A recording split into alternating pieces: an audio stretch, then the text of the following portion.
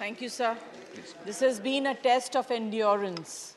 All the members sitting here should all be applauded for being here almost the whole day, since 11 in the morning. जी हाँ कुछ कह रहे हैं आप बिल्कुल इंटरप्ट मत करिए हाँ मैं आपको बहुत हम्बली रिक्वेस्ट कर रही हूँ So I'll read because the time is very little and reading is faster than speaking. So while thanking the President of India for her benevolence, I'd like to discuss the life of every Indian of the country, a life which they should live in the Amrit Kal with pride and dignity and security. The first point, again, a lot of my MPs have spoken about, especially the women. Such a tragedy that men never talk about women and empowerment. The first,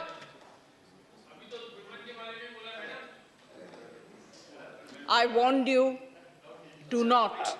Please do not interrupt when honorable members speak. Whenever you get an opportunity, you can express your views. Please carry on. And sir, you'll have to give me this time. Please carry on, Bachchan. Thank you. Please carry on. The first point is women welfare, their presence in the society and their dignity.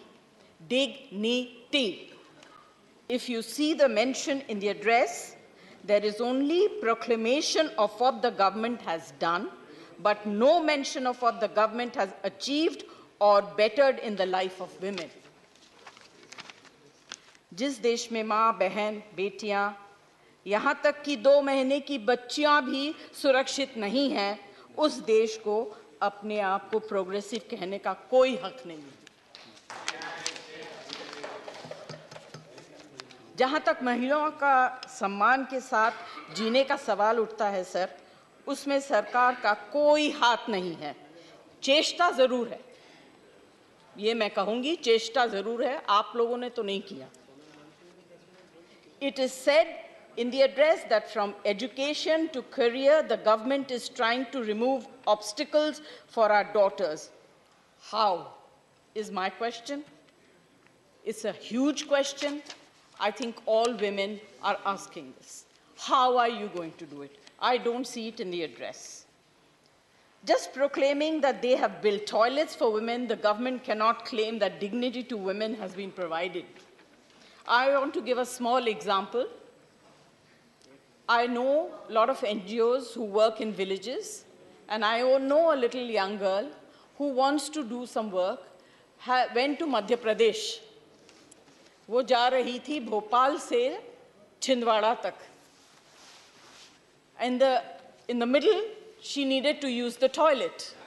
So there was an old lady, she asked her, मुझे toilet जाना है, मैं कहाँ जा सकती हूँ? तो उन्होंने कहा, वो खेत में चले जाइए. This young girl was very shocked because she came from a very different environment and she was told that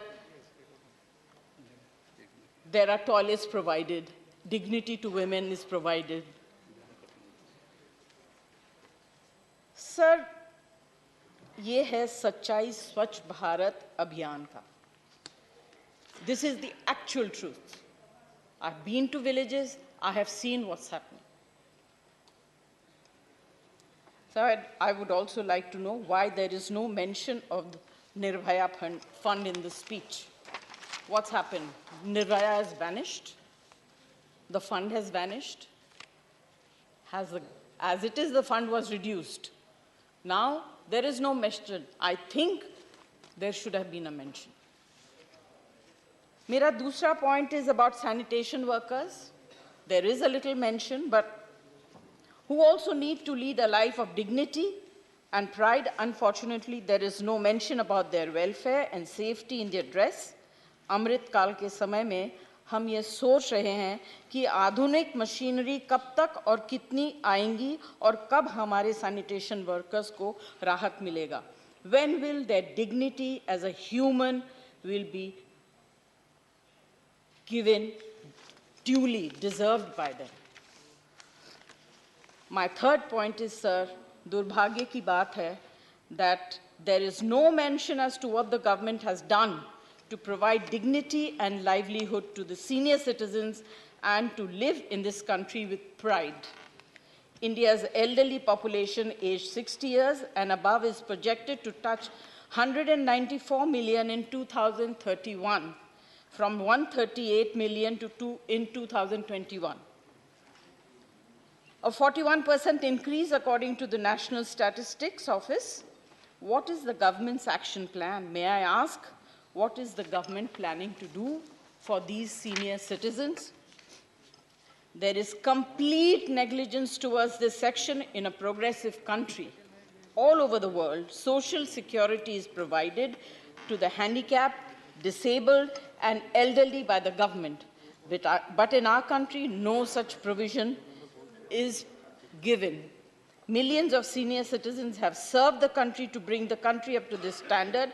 They have been completely ignored, deprived of any dignity of age, since hard work and dedication to the country. Lastly, sir, I would like to point out the government's absolute disregard for the artistic community. We have had Bharat Ratnas like Pandit Ravi Shankar. We have had Bharat Ratna, Lata Mangeshkar ji, Bhimsen Joshi, M.S. Subbalakshmi ji. Many more are also a nation where great painters have been conferred with Padma Awards like Jatin Das ji, M.F. Hussain Sahib, writers like Nirala ji, Panch ji, Harivansh Rai Bachchan, who have also been conferred with the Padma Awards.